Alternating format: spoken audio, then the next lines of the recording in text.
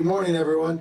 Let me begin by reading a letter from the White House that was sent to me to be read to all of you.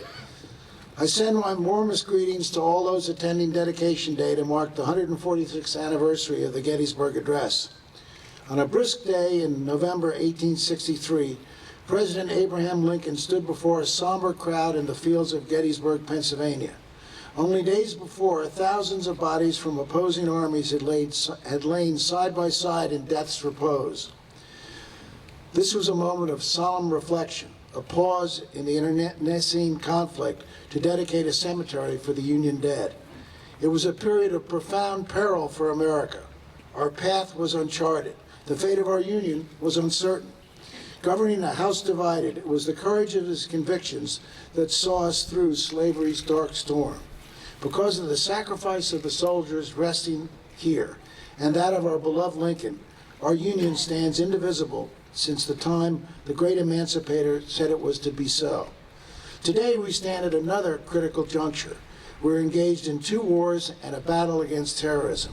Our workers are idled by recession. The community of nations struggles with climate change, nuclear proliferation, pandemics, and other challenges which defy national boundaries and simple solutions. With each step we take together along this unfamiliar path, we recall the president whose moral compass pointed firm and true.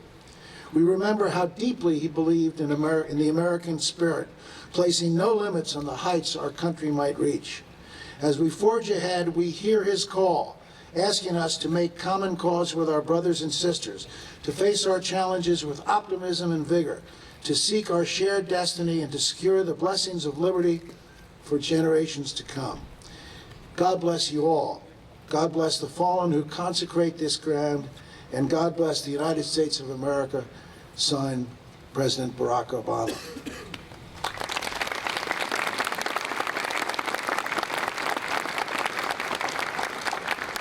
Lincoln said that the words he uttered here would be little known and short remembered. Well, it didn't turn out to be so, one of his few inaccurate predictions. In fact, the whole world remembers what was said here and remembers what the men who are buried here did here. And I always wonder what President Lincoln would say if he came back and walked among us today. I believe he would be very pleased by some of the great progress that our nation has made. His eyes would be filled with wonder at the fact that there's an African-American president leading the United States of America. But I think he would be deeply concerned because we are more and more increasingly becoming a house divided. Political polarization threatens America, in my judgment, in ways that no foreign army or terrorist can. We seem to forget that we are all Americans. We seem to forget that, as Lincoln said, there is a common cause that unites us all. We seem to forget the precious gifts we've been given, and we seem to be pitted against each other in so many different ways, unwilling to listen, unwilling to compromise, unwilling to meet each other halfway in the true American spirit. Our wonderful Pledge of Allegiance says that we are one nation, under God, indivisible, with liberty and justice for all. I think on this day it's important for all of us to remember that Lincoln said, our Pledge of Allegiance says that we must remain undivided, indivisible. We are Americans first. We are conservatives or progressives, Democrats or Republicans second. And we've got to keep our eye on the ball and remember what made this country great is the American spirit.